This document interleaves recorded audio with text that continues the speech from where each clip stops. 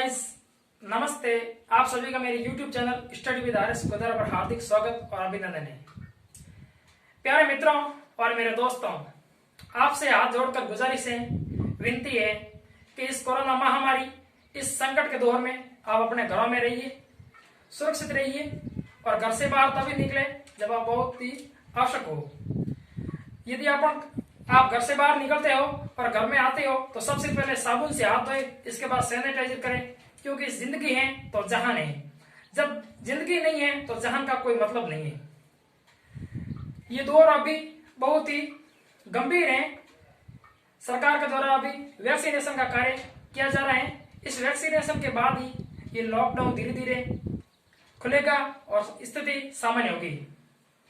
इसी कड़ी में लॉकडाउन में अपन ऑनलाइन प्लेटफॉर्म के रूप में आज सामान्य अध्ययन की एक क्लास शुरू करने जा रहे हैं, जिसमें अपन सर्वप्रथम जैन धर्म के बारे में पढ़ेंगे।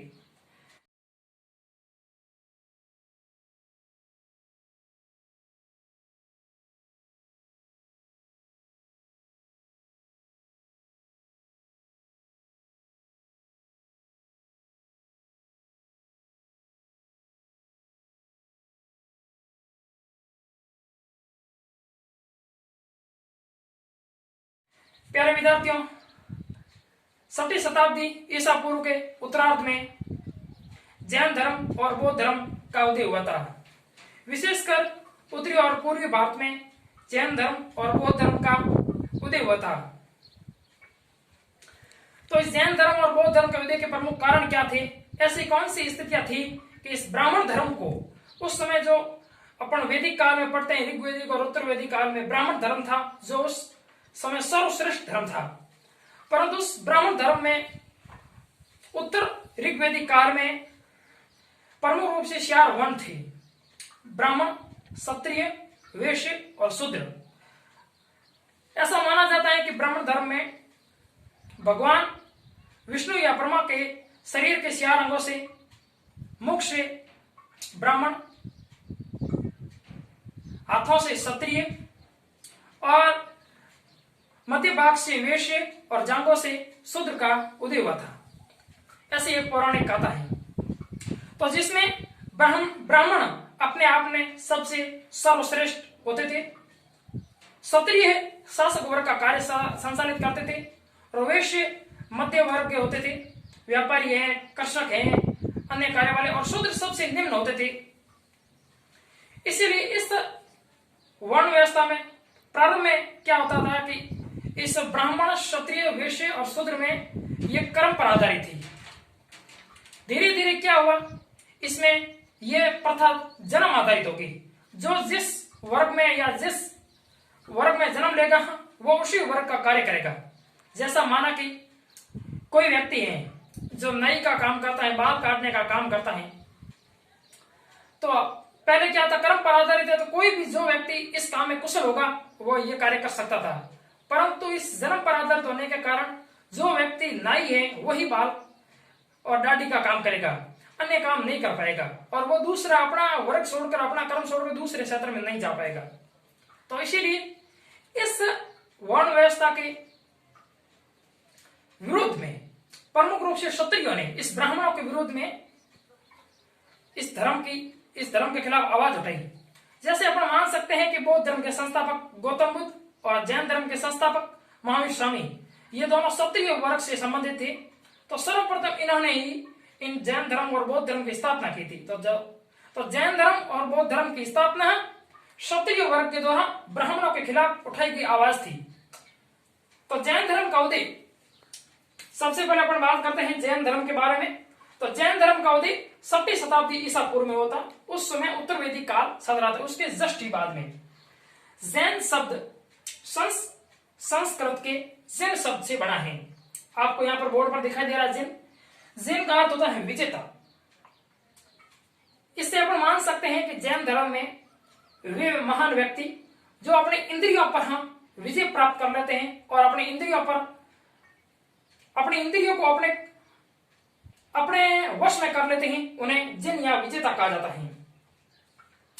जैन धर्म का उदय सर्वप्रथम अपन देखते हैं कि बिहार बिहार में हुआ था। बिहार से इस धर्म का फलना फूलना बढ़ना आगे हुआ था यहाँ से। तो जैन धर्म में प्रमुख रूप से अपन बात करते हैं तीर्थंकरों की। तो जैन धर्म में वे महान विभूतियां जिन्होंने इस धर्म को आगे बढ़ाया, इस धर्म की रक्षा की, धर्म और तीर्थ के रूप में जिन्होंने कार्य किया उन्हें तीर्थंकर कहा जाता है।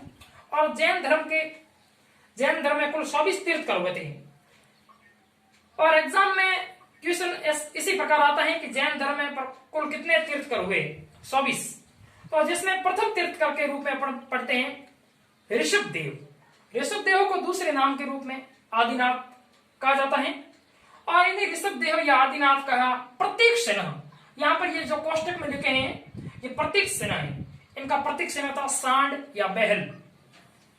इसके बाद में तीर्थंकरों का ये क्रमशः चलता गया और धीरे धीरे जब 23 तीर्थंकरों की बात करते हैं, क्योंकि ये अपन प्रमुख तीर्थंकरों की बात करते हैं, तो यहाँ पर 23 तीर्थंकर का नाम पार्श्वनाथ था। पार्श्वनाथ का संबंध काशी से था। काशी वर्तमान उत्तर प्रदेश में है। और इनका प्रतीक चिन्ह सर्प था, सांप। और पार्श्वनाथ ने ही जैन धर्म को प्रमुख रूप से आगे बढ़ाया। और इन्हें पार्श्वनाथ को ज्ञान की प्राप्ति सम्मेद पर्वत पर हुई थी। सम्मेद पर्वत एग्जाम में पूछ सकते हैं कि सम्मेद पर्वत किस राज्य में है? तो सम्मेद पर्वत का संबंध झारखंड राज्य से है। इसके बाद अपन बात करते हैं कि पार्श्वनाथ ने ही जैन धर्म में जो पंच महाव्रत हैं, सत्य, अहिंसा, अस्तेय, अपरिग्रह और ब्रह्मचर्य, जिनमें से प्रमुख रूप से जो 4 हैं अपन मैंने यहाँ पर लिखे हैं सत्य, अहिंसा, अस्तेय और अपरिग्रह। ये 4 आर्यवर्त भी कह सकते हैं अपन इसको। पंच महाव्रत में जो 4 ये प्रमुख हैं, इनका प्रतिपादन पार्श्वनाथ ने किया था। जैन धर्म में प्रमुख मान्यता है कि सत्य, व्यक्ति को कभी भी झूठ नहीं बोलना चाहिए, अपनी सत्य वाणी का प्रयोग करना चाहिए। अहिंसा, जैन धर्म हो या बौद्ध धर्म, दोनों धर्मों का प्रमुख रूप से जो महत्वपूर्ण कथन है या तथ्य है वह अहिंसा। किसी भी जीव प्राणी की हत्या नहीं करनी चाहिए। इसीलिए जैन धर्म में कृषि के कार्य को मान्यता नहीं दी गई है, क्योंकि जब वो किसान कृषि करता है तो खेत में हल जोतता है तो उस समय कई छोटे छोटे जीव होते हैं जिनकी हत्या हो जाती है और उन्हीं हत्या को हिंसा कहते हैं। तो अहिंसा का प्रयोग किया गया। अस्तेय, कोई भी व्यक्ति चोरी न करे। अस्तेय का अर्थ चोरी नहीं करना। और अपरिग्रह का मतलब होता है बिना फालतू कोई चीज को एकत्रित नहीं करना, संगठित नहीं करना। क्योंकि जो भिक्षु होते हैं अपन को अपने शरीर के लिए जितनी चीजों की आवश्यकता होती है उतनी ही चीजों का संग्रहण करना चाहिए, अनावश्यक चीजों का संग्रहण नहीं करना चाहिए। और 5वां महावीर स्वामी ने ब्रह्मचर्य को जोड़ा था। अपन बात करते हैं प्रमुख रूप से अपना टॉपिक है जैन धर्म के संस्थापक महावीर स्वामी।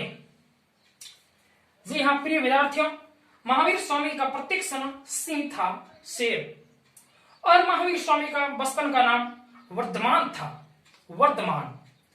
और इनका वंश ज्ञात्रक क्षत्रिय वंश था। इनका जन्म ज्ञात्रक क्षत्रिय वंश में हुआ था। महावीर स्वामी जैन धर्म के संस्थापक हैं।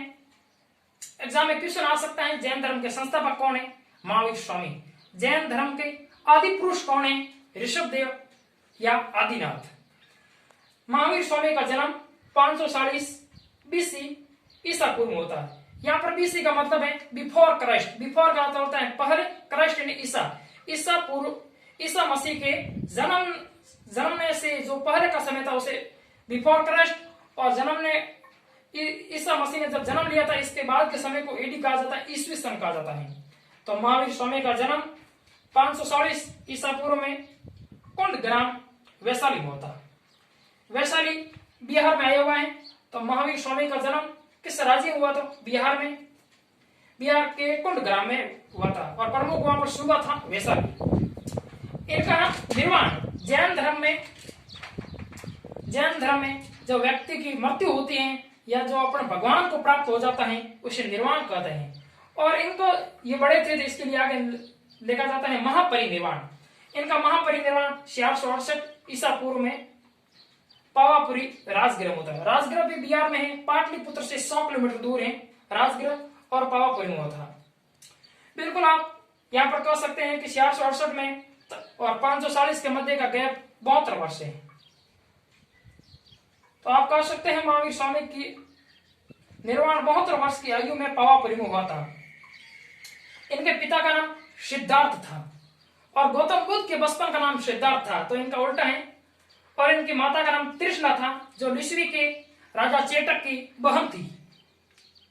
इनकी पत्नी का नाम यशोदा था और इनकी पुत्री का नाम प्रियदर्शना था और इनके दामाद का नाम जामाली था जो कि महावीर स्वामी के प्रथम शिष्य थे। यहां पर लिखा हुआ है कि महावीर स्वामी के प्रथम शिष्य जमाली या जामाली थे। तो ये इनके बेसिक जानकारी होगी। जन्म के बारे में, मूल निवास कहां से थे, इनका प्रतीक समय क्या था, सिंह था। और अपन अब बात करते हैं कि जैन धर्म के बारे में, महावीर स्वामी के बारे में आगे कंटिन्यू बात करते हैं। तो महावीर स्वामी शुरू से महावीर स्वामी के पिता सिद्धार्थ ने इनके बचपन में शादी करा दी थी और इनकी एक पुत्री हो गई थी ताकि ये अपने घर गृहस्थी में बन जाए। परंतु महावीर स्वामी का वैराग्य ज्ञान की प्राप्ति के लिए एक सन्यासी के रूप में इन्होंने अपने ज्ञान को शुरुआत की। तो सबसे पहले ये बात है कि इन्होंने गृह त्याग 30 वर्ष की आयु में अपने बड़े भाई नंदीवर्धन, महावीर स्वामी के नाम तो वर्धमान था और उसके बड़े भाई का नाम नंदीवर्धन था। तो नंदीवर्धन की आज्ञा से, घर के बिना परमिशन के नहीं, उन्होंने घर से परमिशन लिया। परमिशन लेकर गृह त्याग कर दिया, क्योंकि गौतम बुद्ध ने घर में बिना शुभ साफ बताए घर से त्याग किया था। उस घटना को कहते हैं महाभिनिष्क्रमण। परंतु इन्होंने अपने घर में त्याग अपने बड़े भाई नंदीवर्धन से पूछ कर किया था। फिर इन्होंने उस समय वहां पर ये भटकते रहे, घूमते रहे। फिर इन्होंने क्या किया कि 12 वर्ष तक कठोर तपस्या की। बिहार में स्थान था जंबिक ग्राम, और जो ऋजुपालिका नदी के तट पर था। प्राचीन समय में क्या होता था कि ऋषि मुनि हमेशा या तो पर्वतों पर या फिर कलकल करती हुई इस नदी के पास में बैठ जाते थे ताकि वहां का मौसम और जलवायु सुहानी हो और उनको कोई भी बिना फालतू डिस्टर्ब न कर सके। इसलिए इन्होंने भी उस ऋजु जंबिक ग्राम था जो जंगल में थी और उनके पास में ऋजुपालिका नदी कलकल करती हुई बहती थी, उनके समीप बैठ गए और साल वृक्ष के नीचे 12 वर्ष तक कठोर तपस्या की। 12 वर्ष कठोर तपस्या के बाद इन्हें केवलिन प्राप्त हुआ। केवलिन का मतलब होता है ज्ञान। इसी के बाद में ये वर्तमान महावीर कहलाए, जिन कहलाए, केवलिन कहलाए। और साल वृक्ष के नीचे प्राप्त हुआ, इसलिए एग्जाम में आता है कि महावीर स्वामी को ज्ञान की प्राप्ति किस वृक्ष के नीचे हुई, तो साल वृक्ष। और गौतम बुद्ध को बोधि वृक्ष या वट वृक्ष के नीचे हुई थी। इन दोनों के मध्य अंतर है। और ये जैन धर्म में प्रमुख रूप से पंच महाव्रत की बात की जाती है, सत्य, अहिंसा, अस्तेय, परिग्रह, ब्रह्मचर्य। इसी प्रकार आपको याद होना चाहिए। इनका अर्थ मैंने आपको शुरू में बता दिया था। तो प्यारे विद्यार्थियों, अपन ने इस जैन धर्म में इस संक्षिप्त परिचय की बात की और ये भाग नंबर 1 था। भाग नंबर 2 भी जल्द आएगा ताकि उसमें जैन धर्म की विशेषताओं के बारे में पढ़ेंगे। जैन साहित्य को आगम कहा जाता है। एग्जाम में क्वेश्चन आता है जैन साहित्य किस नाम से जाना जाता है, आगम। और बात आती है कि महावीर स्वामी ने उपदेश किस भाषा में दिए, अर्धमार्ग दी। परंतु जो जैन साहित्य लिखा गया था वो प्राकृत भाषा में लिखा गया था। बाद के समय में धीरे धीरे संस्कृत भाषा में भी लिखा गया था, परंतु प्रमुख भाषा पूछे तो प्राकृत। और बौद्ध धर्म की बात की जाए तो वो पाली भाषा में लिखा गया था। इन्होंने अर्धमार्ग में दिए थे। इनके प्रथम शिष्य जामाली थे और इनका प्रमुख रूप से संबंध बिहार और उत्तर प्रदेश से ही रहा था। जन्म और मृत्यु दोनों वैशाली और राजगिरा दोनों बिहार में हुई थी और ज्यादातर क्षत्रिय वंश से संबंधित थी। जय हिंद, जय भारत।